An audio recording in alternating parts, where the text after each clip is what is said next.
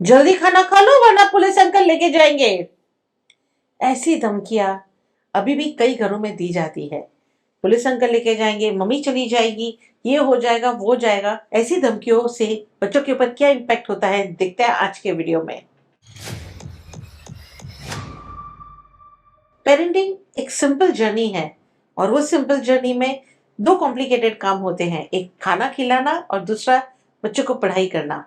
Obviously ये सारे hungry brain के प्रोग्राम्स, वो जो प्रॉब्लम कि होमवर्क करना पढ़ाई वो तो चली जाएगी, लेकिन खाना, ये परेशानी एक अलग तरह से मिटती है। हमने पहले के वीडियो में देखा है कि बच्चे को खाने की भूख कैसे लगाए। अगर आपने हंग्री ब्रेन प्रोग्राम लिया आपके बच्चे के लिए, देन नथिंग टू वरी, वो खाने में इतनी प्रॉब्लम नहीं क्रिएट करेंगे। लेकिन वो पेरेंट्स जिन्होंने अपने बच्चे का इंटेलेक्ट यूज नहीं किया है, आई वुड रिकमेंड आप पहले वो वीडियो देख लीजिए और समझिए बच्चे के अंदर खाने की भूख कैसे क्रिएट करें, जिससे वो बिना कोई हिचकिचाहट के, बिना कोई ज्यादा टाइम लिए खाना खा ले। प्रैक्टिस के साथ ये हैबिट तो होगी, लेकिन हमारी जो हैबिट होती है कि बच्चे को डांटे, डर दिखाए, इससे बच्चे के ऊपर क्या क्या इम्पैक्ट होती है वो हमें समझना है। लेकिन वो समझना क्यों है? इसीलिए क्योंकि वो इम्पैक्ट सिर्फ ये बात और खाना खाने तक नहीं होती। ये जो हम कहेंगे वो बच्चा सुनेगा, सुनेगा उसके ऊपर सोचेगा, कुछ थॉट प्रोसेस आएगी और वो थॉट प्रोसेस से कोई डिसीजन आएगा, and that decision will become your child's behaviour. वो जो स्वभाव बनेगा वो स्वभाव सिर्फ अभी के लिए नहीं, उसकी लाइफ के लिए है। तो देखते हैं पहला इम्पैक्ट। सबसे पहला इम्पैक्ट बच्चे को होता है कि वहां बाहर दुनिया में कोई ऐसा बंदा भी है जो बहुत ताकतवर है, वो पुलिस वाला मुझे पकड़ के लेके जाएगा। मतलब कि मैं बहुत ही इनकेपेबल पर्सन हूं और बाहर की दुनिया बहुत भयानक है, दर्दनाक है, मैं बाहर रिस्क नहीं ले सकता। ऐसे सोच और विचार के साथ कहीं भी आप जब बच्चे के साथ बाहर जाओगे तो चाइल्ड वुड प्रेफर कि मैं मम्मी को पकड़ के रखूं, क्योंकि मुझे सेफ्टी तो मम्मी के पास दिख रही है, बाहर कोई भी आके मुझे कभी भी लेके जा सकता है। सिर्फ मैं खाना देर से खाता हूँ, टाइम लेता हूँ, उसमें भी मुझे कोई उठा के लेके जा सकता है। तो और कुछ भी मैं कर रहा हूँ, खेल रहा हूँ, अकेले कहीं हूं, तो मुझे कोई भी उठा के लेके जा सकता है। There is so much insecurity. ये बच्चा आपको छोड़ेगा नहीं, उसके अंदर जो पलने वाला डर है वो उम्र के साथ बढ़ता जाएगा। ये बढ़ता हुआ डर उसे कोई भी नई चीज करने से रोकेगा, अटकाएगा, उसे वो जोश नहीं देगा, एक्सट्रोवर्ट बच्चा बनने से कतराएगा। अपने लिमिट में रहो, बच के रहो, छुप के रहो, कोई देख न ले, कोई पकड़ न ले, कोई उठा न ले। ये डर के साथ बच्चा जब जी रहा है, बड़ा हो रहा है, तो कई बार ऐसा भी देखा गया है कि वो खाने से जो ताकत मिलनी चाहिए वो ताकत भी बच्चे को नहीं मिलती। तो माय पॉइंट इज कि अगर ऐसे डर से खाना खिलाए और उसके हेल्थ पे इफेक्ट ही ना हो, तो इस तरह खाना खिलाने का फायदा ही क्या? अभी दूसरा पॉइंट ये आता है कि अच्छा हुआ मम्मी ने मुझे बताया कि दुनिया में ऐसे भी लोग होते हैं। अगर मुझे नहीं पता होता तो, ये थॉट प्रोसेस के साथ खुद के ऊपर एक क्वेश्चन मार्क। क्या मैं केपेबल हूं? नहीं हूं। मैं इन्फॉर्म्ड नहीं हूं, मुझे जितना नॉलेज चाहिए नहीं मालूम। इसका मतलब कि ये दुनिया को फेस करने के लिए अभी मेरे अंदर वो क्षमता नहीं है, वो ताकत नहीं है, वो कैपेबिलिटी नहीं है। इट इज बेटर मैं दुनिया के सामने बिल्कुल नहीं आऊं। अब जब बच्चे ने ये सोच बना ही ली है, उसके ऊपर वो स्ट्रांग बन ही चुका है, फिर आपको चाहिए उतने पब्लिक स्पीकिंग के क्लासेस करवा लीजिए, कॉन्फिडेंस बिल्डिंग के क्लासेस करवा लीजिए, स्टेज पे जाने के लिए कहिए, रिवॉर्ड्स दीजिए, गिफ्ट्स दीजिए, ब्लैकमेल ही सही, जो भी करेंगे सब व्यर्थ होगा। क्योंकि वो बच्चे के अंदर जो गहराइयों में बैठा हुआ डर है कि मुझे नहीं मालूम यहाँ लोग कैसे हैं, वो डर निकलेगा नहीं, और वो डर किसी और चीज में बच्चे को इन्वॉल्व होने के लिए देगा ही नहीं, अलाउ ही नहीं करेगा। ऐसे वक्त में आप चाहे जितनी चीजों में बच्चे को फोर्स करो, बच्चा वहां डर से बैठा हुआ है, सहमा हुआ है, और उससे आप जबरदस्ती प्लेटफॉर्म पे लेके जाना चाहते हो, स्टेज शो करवाना चाहते हो, लोगों से मिलवाना चाहते हो, वो बच्चा और रेजिस्ट करेगा, और दुनिया बढ़ेगी, और इंट्रोवर्ट बनता जाएगा। और ये पूरा सर्कल है। बच्चा इंट्रोवर्ट बनेगा, आप और फोर्स करोगे, और फोर्स एक्सपीरियंस होगा, बच्चा और इंट्रोवर्ट बनेगा, और इंट्रोवर्ट बनेगा, अब और फोर्स करोगे, and it's not going to work. अब बात करते हैं तीसरी इंपैक्ट की। तीसरी इंपैक्ट है कि मुझे खाना अभी इतना जल्दी नहीं खाना, लेकिन वो पुलिस वाला आ जाएगा। मेरी लाइफ मेरे हाथ में नहीं है, मुझे जो अच्छा लगता है वो करने नहीं मिलता, मुझे दूसरों की तरफ रहना पड़ेगा। ये कैसी जिंदगी? ये करो तो पनिशमेंट मिलेगी, ऐसा करो तो मम्मी ना कह रही है मत करो। हर जगह ये रोक टोक रोक टोक रोक टोक। काश मैं इन सब से फ्री हो जाऊं। काश दुनिया ऐसी हो जहां मम्मी ना हो, पापा ना हो, ऐसे पुलिस वाले ना हो, और कोई ना हो। और ये सोच के साथ बच्चा अपनी ही धुन में वो सारी सपनों की दुनिया में रहने लगता है। वो रियल लाइफ को एक्सेप्ट करने के लिए रेडी नहीं है, और जब रियल लाइफ में एक्सेप्टेंस नहीं है तो ये रियल लाइफ में क्रिएट हुए प्रॉब्लम्स या जन्मे हुए प्रॉब्लम्स का सॉल्यूशन ये दिमाग नहीं ढूंढ पाएगा, क्योंकि दिमाग पहले रियल लाइफ को ही एक्सेप्ट नहीं कर रहा है, तो प्रॉब्लम के सॉल्यूशंस के लिए क्यों चलेगा? बिल्कुल नहीं। इसीलिए जब बच्चे को ये रियल लाइफ नहीं पसंद, तो they will want to get occupied in the real life.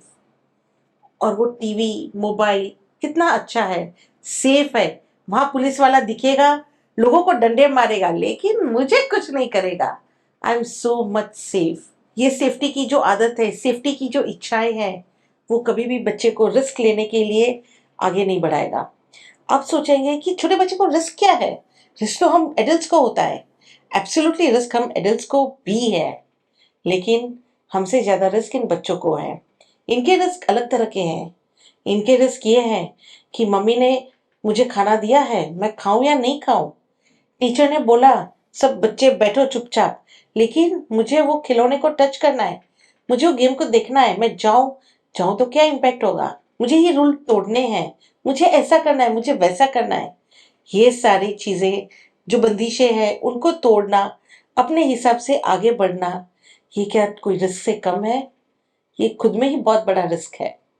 और ऐसे ही रिस्क लेने से डरते हैं बच्चे जब हम उनको स्पेसिफिकली खाने के वक्त डराते हैं। चौथा और सबसे बड़ा इम्पैक्ट, मेजर महा इम्पैक्ट है कि बच्चा सोचता है कि मुझे ये खाना पसंद नहीं, या मुझे ये खाना खाने के लिए टाइम चाहिए, लेकिन मुझसे यहाँ जबरदस्ती हो रही है। I have to eat this fast, नहीं तो वो पुलिस अंकल मुझे लेके जाएंगे। मैं खुल के खेल भी नहीं सकता, मैं खुल के बातें भी नहीं कर सकता।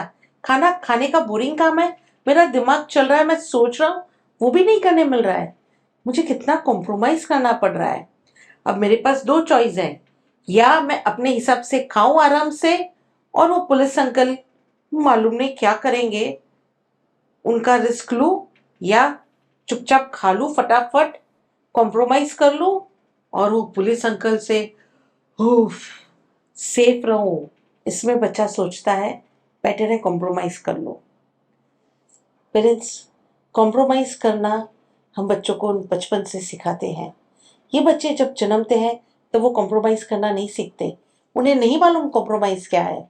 उन्हें सोना है तो सो जाएंगे, चाहे नगाड़े बजे, चाहे ढोल हो, चाहे जितने भी आवाज हो, शोर शराबा हो, बच्चे को सोना है तो सोना है, नो कॉम्प्रोमाइज।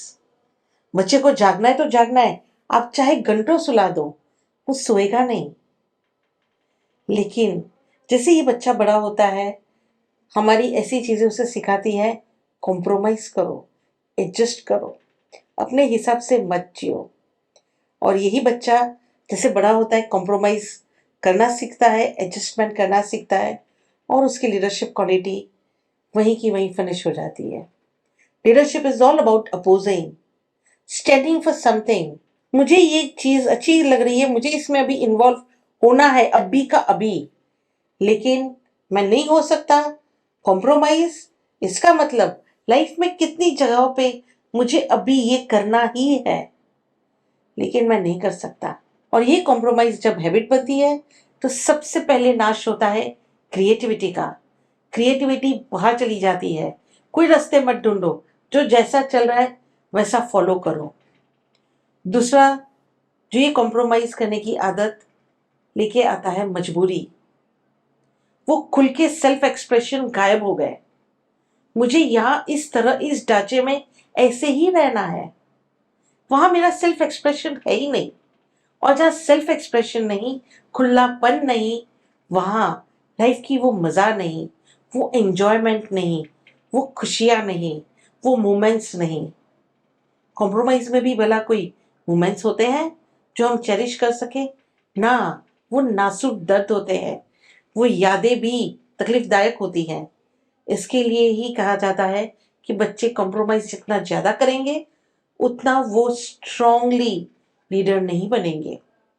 मैं ये नहीं कह रही हूँ कि बच्चे की हर जिद पूरी करो, लेकिन बच्चे भी बहुत स्मार्ट होते हैं। उनकी सोचने की, समझने की, दुनिया को देख के परखने की तरकीब, मेथड थोड़ी सी अलग है। और वो अलग मेथड हमें समझनी है। जब हम उनकी मेथड समझ लेते हैं, उनकी तरह उनसे बात करते हैं, तो हर प्रॉब्लम का ऐसे सॉल्यूशन निकल जाता है। आई गारंटी यू, बच्चे जितने रिस्पॉन्सिबल तो हम एडल्ट्स भी नहीं। बच्चे को मालूम है कि मुझे ये काम इतनी देर में करना है, इससे मुझे ये फायदा होगा, या जो कुछ भी रीजन होगा, उन्होंने रिस्पॉन्सिबिलिटी ले ली, ये करना है, तो वो बेझिझक फटाफट अच्छी तरह से कर ही लेते हैं। इसमें कोई सेकंड थॉट नहीं। तो बच्चे तो काफी रिस्पॉन्सिबल हैं। उन्हें सिर्फ एक बार समझ में आ जाना चाहिए। अगर रिक्वायरमेंट है तो सिर्फ इसी चीज की, कि बच्चे को वो चीजें उनकी तरह मिलनी चाहिए, उनकी सोच के हिसाब से। अगर हम कहेंगे कि बच्चा खाना जल्दी खाओ, उसके फायदे क्या है, उन्हें क्या मिलेगा, they will want to eat faster, क्योंकि वो कॉन्सिक्वेंस उन्हें पसंद है, वो अच्छे लग रहे हैं। लेकिन अगर मुझे कोई वैसा मोटा सा पुलिसमैन लेके जाएगा, ये आउटडेटेड चीजें अभी बच्चों के लिए नहीं काम आएगी। और फ्यूचर में जब बच्चे को पता चलेगा कि ऐसा कुछ था ही नहीं, मम्मी मुझे झूठ बोला करती थी, तो हमारा जो ट्रस्ट लेवल है वो भी एकदम टूट जाएगा। और अगर ट्रस्ट टूटा तो वापस नहीं आएगा, आएगा तो भी it is like a crack. A crack is always a crack. हम रिपेयर कर सकते हैं, लेकिन पहले जैसा स्मूथ बिल्कुल नहीं कर सकते हैं। ऐसे ही डर दिखाते दिखाते जो इम्पैक्ट हमको तुरंत दिखता है कि बच्चा हमें छोड़ के किसी और के पास नहीं जाता। कई बार ऐसे होता है कि मम्मी को छोड़ के पापा के पास भी नहीं जाता। ऐसा डिस्ट्रस्ट कहीं अगर आपके बच्चे ने डेवलप किया है, तो ये वाला वीडियो देखिए और समझिए कि इस ट्रस्ट को हम कैसे डेवलप करें। जो बच्चा इंट्रोवर्ट हो चुका, उसे हम किस तरह एक्सट्रोवर्ट करें। लेकिन ध्यान रखिएगा, दोनों चीजें एक साथ नहीं हो सकती। गाड़ी को रुकाना है तो एक्सीलेटर से पैर हटाना पड़ेगा, एक्सीलेटर छोड़ना पड़ेगा, और फिर ब्रेक लगानी पड़ेगी। ये दो अलग चीजें हैं। हमें अगर बच्चे को एक्सट्रोवर्ट बनाना है, लीडर बनाना है, तो पहले जो चीजें हम रुकावट के लिए कर रहे हैं, वो सारी चीजों को रोकना पड़ेगा। और वो रोकने के बाद जो प्रॉब्लम्स ऑलरेडी हो चुकी है, क्रिएट हो चुकी हैं, जो स्वभाव में आ चुका है, उसे हम कैसे रेक्टिफाई करें, वो हम दूसरे वीडियोस में देखेंगे। लेकिन पहले ब्रेक लगाइए अपने स्वभाव में, अपने बरसों से आती हुई ये परंपराओं में, जो हमने अनफॉर्चुनेटली, अननोइंगली ले ली है, एक्सेप्ट कर ली है और इम्प्लीमेंट कर रहे हैं। पेरेंट्स, रुकिए अपने आप को, और बहुत सारी अच्छी चीजें आप लेके आ सकते हैं जिससे बच्चा खाना जल्दी खा लेगा। लेकिन मेरा एक पर्सपेक्टिव थोड़ा अलग है। बच्चा खाना खाए, वो जल्दी खाए या देर से खाए, उसमें एक्चुअली फर्क कहाँ गिरता है। जब मेरे बच्चे छोटे थे तो हमारा खाना 1 घंटा चलता था, and trust me, that was the time जब हमारा बॉन्डिंग सबसे अच्छा होता है। क्योंकि खाने के वक्त हम ढेर सारी बातें करते हैं, स्टोरीज होती है, मस्ती होती है, सब कुछ होता है। इस वक्त बच्चे यहाँ वहां नहीं जाएंगे, हम भी यहाँ हैं, एक दूसरे के लिए है। जब ध्वनि प्रेरक और मैं, हम तीनों जन खाने के लिए बैठे हैं, और वो सारी चीजें जो हम अदरवाइज नहीं करते वो होती है, तो बॉन्डिंग स्ट्रांग होता है। खाने का वक्त प्रेशर मत लीजिए, बच्चा जल्दी खाए वो रहने दीजिए, वो सोच को रहने दीजिए। मैं ये नहीं कह रही हूँ कि बच्चे को ढेर सारा टाइम लेना चाहिए, ना हो, लेकिन ये वक्त वेस्ट हो रहा है वो मत सोचिए। रादर गिव अ थॉट कि ये मेरा इन्वेस्टमेंट है इन बच्चों के साथ बॉन्डिंग बिल्डअप करने के लिए, इन बच्चों के अंदर अच्छे संस्कार लाने के लिए, अच्छे थॉट प्रोसेसेस लाने के लिए। तो मैं क्यों ना ये अपॉर्चुनिटी का फायदा 100% लूँ। Because I am a smart parent, isn't it? तो अब समय है एक सवाल का, जिसका जवाब सोचते ही बदलेगी आपकी पूरी दुनिया। तो आज का सवाल ये है कि क्या आप वही पेरेंटिंग को फॉलो करना चाहेंगे जो आपको मिली थी, आपके डिसीजंस के ऊपर है, या एक्चुअली एक नई शुरुआत करके बच्चे की कैपेबिलिटी को समझ के उनकी दुनिया को और बेटर कराने के लिए अपनी पेरेंटिंग को इस तरह आप नए ढांचे में शेप देंगे। ऐसे बहुत सारी चीजें हैं जो हमें हेरिडिटी से मिली है। जनरली ये कहा जाता है कि हम जिस तरह से पेरेंटिंग करते हैं वो और कुछ नहीं, लेकिन हमें जो मिली गई पेरेंटिंग का ही एक शेडो है। अगर हमारे पेरेंट्स स्ट्रिक्ट थे, हमें नहीं पसंद था, हम उसे रेजिस्ट करते थे, तो हम हमारे बच्चे को एकदम फ्रीडम देंगे। अगर हमारे पेरेंट्स बहुत फ्रीडम देते थे, हमारे साथ बातें कम करते थे, तो हम हमारे बच्चों के साथ बहुत सारी बातें करेंगे। अगर हमें फ्रीडम अच्छी लगी, तो हम हमारे बच्चे को फ्रीडम ज्यादा देंगे। हमारी पेरेंटिंग जैसी थी, हमें हमारे माता पिता ने जिस तरह की भी परवरिश की, उससे हमारी पेरेंटिंग नहीं डिसाइड होती, लेकिन वो परवरिश में जिस तरह हम बड़े होते गए और वो बड़े होते होते जो जो थिंकिंग हमने ली है, स्वीकारी है, उसी से हमारी पेरेंटिंग शुरू होती है। इस वीडियो में आपको जो कोई भी बात अच्छी लगी है, दिल को छुई है, तो सब्सक्राइब तो करिए, लेकिन इसकी जो लिंक है वो आपके व्हाट्सएप और इंस्टाग्राम स्टेटस पे रखिए, लोगों तक पहुंचाइए। ज्यादा से ज्यादा फैमिलीज में खाने का टाइम जब बॉन्डिंग टाइम बनेगा, तो फैमिली की स्ट्रेंथ एक और जुड़ जाएगी। और यही मिशन के साथ मैं Himali Gada, founder of Hungry Brain, enjoy parenthood लेके आ रही हूँ, ताकि हर घर में बेहद खुशियां हो। प्रॉब्लम्स लाइफ में आती रहेंगी, जाती रहेंगी, लेकिन जब हम सब एक साथ हैं, हमारी खुशी एक साथ है, तो जीवन का अनुभव कुछ और ही है।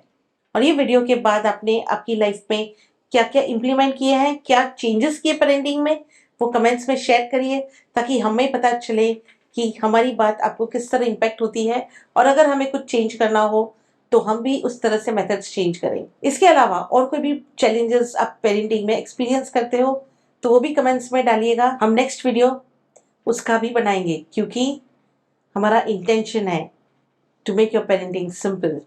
एंड टेक माई वर्ड्स, अगर आपने अपनी पेरेंटिंग को सही तरीके से चेंज किया, शिप किया, तो you going to cherish your parenting process. और जब पेरेंटिंग प्रोसेस अच्छी जाती है, तो पेरेंटहुड की मजा सुनहरी है, उसके कुछ शब्द ही नहीं। Friends, enjoy parenthood.